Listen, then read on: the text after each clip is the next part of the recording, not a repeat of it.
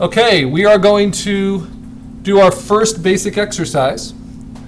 And the first thing you can do is on your desktop, make a folder. You do that by right-clicking with your mouse, saying New Folder. And then you're going to type in DIG for digital, SP15 for spring 2015. And then we're going to call this exercise Basic Shape Exercise.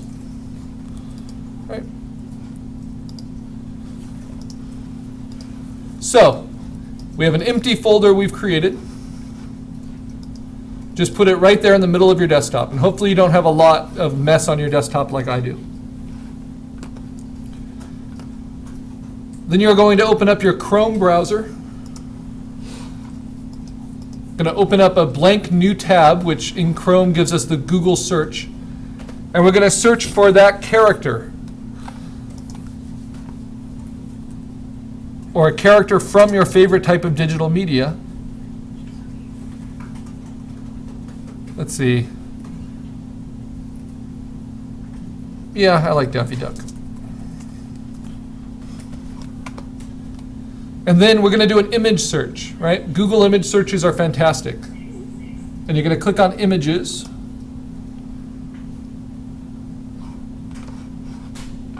And then what we want to find is a reference that's just a full body picture of that character. It doesn't matter how many pixels it is, because we're just going to use it as reference to draw from. But you want it to be head to toe. And I like the new version of Daffy Duck. So how do we use this image?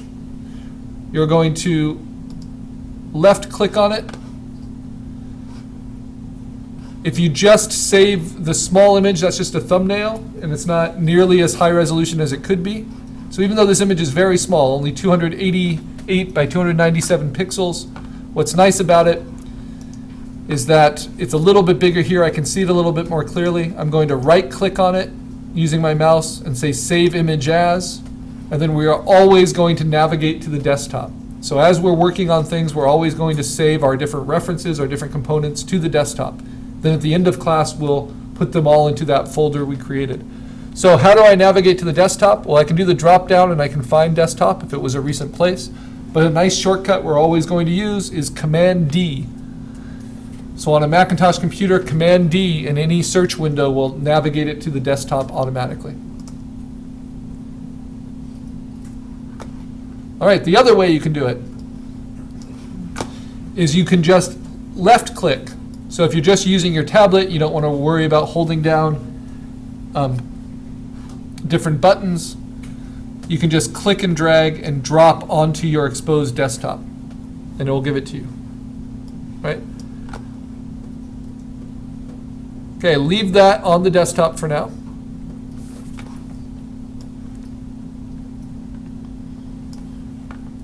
And then we can go and see the largest possible image by saying View Image and seeing it on screen. Now, if I hit Command plus, that will zoom in, and we can actually see the pixels that make up this image. And it's not a very clean image. It's a low-res JPEG from online, as most online images are. But what I want to do is use this image and try to figure out its basic shapes. All right, so now what I'm going to do is swoop this over to the side. So it's in a different window. And we're doing this all with free programs. This is just a super basic exercise. We're not even using Photoshop yet. Okay. And then I'm going to navigate to the instructor's homepage.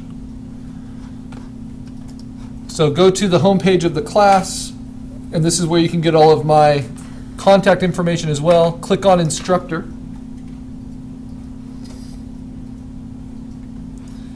And then if you click on the portrait here, the little GIF animation portrait, and you might want to right click and say Open Link in New Tab, it will open up my website. Okay. This is a nice resource for you. Don't go into my website. unless you want to flatter me. Instead, just scroll down. These are my digital sketchbook resources, right? Some quick links. And you're going to click on the pencil. Now, this is a program that a friend of mine in Boston, I went to grad school in Boston, designed. And it's an early algorithm that later got purchased by DeviantArt for their Miro program. But it's really, really simple code, so it works on any device really well, even if you're just using a touch screen on a phone. But it has some basic kind of sketching tools on it. And we're going to use Sketchy. And we can just use black, that's fine. This is called Mr. Doob. But what we want to do is make it so that we have our reference image alongside where we can draw. So some shortcuts that are handy. If we want to get back to the desktop, we just hit F11 at the top of the screen. It swoops everything off, shows us what we've saved on the desktop. If we want to see just what windows are open and overlapping, hit F3. And you'll see the different windows available. Okay, what I want to do is make this window smaller by dragging in the lower right-hand corner and making it take up about half the screen. We're basically seeing the things that Photoshop's going to make easier for us once we start using that program, but this is all for free. So I'm going to have my reference next to where I draw. And if you're right-handed, you want to have your reference actually on the right side of where you draw. It just helps you make those visual connections a little bit better. Okay, now what we're going to do, just really quickly and sketchily, is we're going to use the basic shapes we talked about, the circle, the square, the rectangle, the triangle, and the oval, and make this two-dimensional shape. And it's smart with characters to always start with the head. So what is the cranium shape, the skull shape of Daffy? Well, he's got kind of this long oval, like a lot of the Looney Tunes do. And then I'm going to give myself some guidelines, like maybe where his eyes go. These are called the action lines, show me where he's looking. And now his beak, he has a long kind of triangle, goes from here down and connects. In fact, it goes out even a little bit further. And he's got a big oval kind of beak that then gets scooped out with another oval. His neck is just a quick rectangle, and we're doing what's called drawing through. His chest is triangular. His belly is an oval. And his tail is a circle. Can you see those shapes? All right, so now his limbs, to make it a little bit easier, instead of trying to draw each shape of his arms, I want to find the big shape that connects his arms, right? It's a big oval, lots of ovals in cartooning, especially animation, especially kids animation. So the big oval, it might take a few tries to get that arc right that goes through his arms. It's about there. And then just rectangles, triangles for the various parts of his arms. And this is called the sketch brush. It can stay very sketchy, don't worry about it. A square for his hand, a rectangle for his other hand, and then triangles to show kind of the wedge or the base of the legs. Then rectangles for his one foot, and I guess a big wedge for his other foot. Now what's difficult about basic shapes is not the actual drawing involved. That's easy. What's difficult about basic shapes is the placement, getting the angles and the size of everything correct. So now we don't have multiple layers in this very simple program, but I want you to pick red as a color by clicking on the color here, and then clicking on red until it shows red in that foreground box. And now I'm going to use the simple brush, and I'm going to clean it up. So this just gives me a 1 pixel wide brush.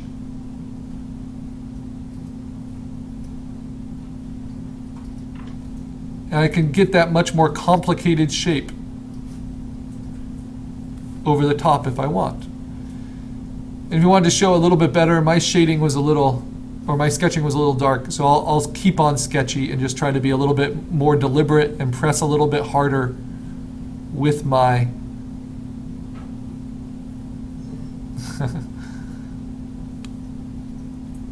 my tablet.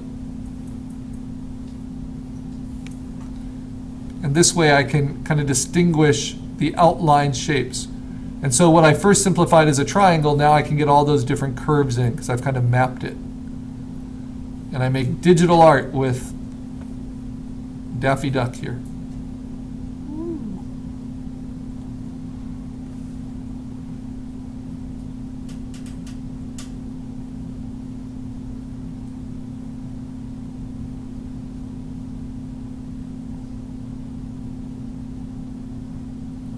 Now this program does not utilize the pressure sensitivity of your tablet. Instead, just the longer you stay somewhere, the more it kind of fleshes it out. That's why it works well with just a phone or a cheap device. In Photoshop, we're going to see how much easier that is. Okay? So now let's try this out in Photoshop and use some of the full capability that our tools give us. So if you want to save this, it's not a bad idea. Sometimes you can get some really cool effects with this, and it feels very hand done. You click Save. You can zoom in at full resolution, which will be screen resolution, then right-click and save your image as your sketch, but always use your name when you save files, at least your first name when you save files for the class. So we're going to call this a quick sketch. What this really has done is introduced us to the shapes.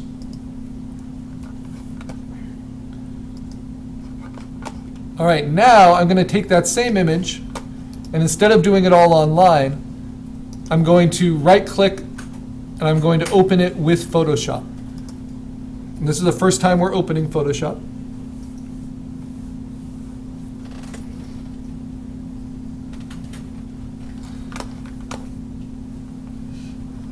And we'll learn a lot about Photoshop as we go, but for now we're going to use it in a really basic way. So the first thing we're going to do is, instead of trying to draw next to it, we are going to give ourselves the capability of drawing right on top of it by making a new layer, which you can do by going up to Layer and saying New Layer, then you have to give it a name. Or you can simply do by clicking on the little Post-it note looking icon at the bottom of the Layer window, which should be in your lower right-hand corner. So you click that, you get an automatic blank new layer. If you want to delete a layer, you just hit the delete button while that layer is selected. Okay, now I'm on layer 1. If I want to zoom in, I use that same shortcut, Command+. And now I'm going to use my brush. So click on the brush tool. And we're going to pick a color, double click on the foreground color, and we're going to pick red up at the very top and in the upper right-hand corner. And for our brush, we're going to pick a pressure-sensitive brush. Pressure-sensitive for size, which is the third and fourth brushes in the Photoshop brush menu, which is up at the top for brush options. So each tool comes with options. So this brush works just like a mouse. It will always be the same size no matter how hard I press. But if I go to the fourth brush, will be pressure sensitive. So the harder I press, the more of that circle will get filled, and it will feel much clearer and still very expressive. All right, so once you're on a brush, I want it to be about the size of a pencil eraser with my image. So you can adjust the size on that slider. And now I'm just going to sketch those basic shapes really lightly so that it stays nice and thin.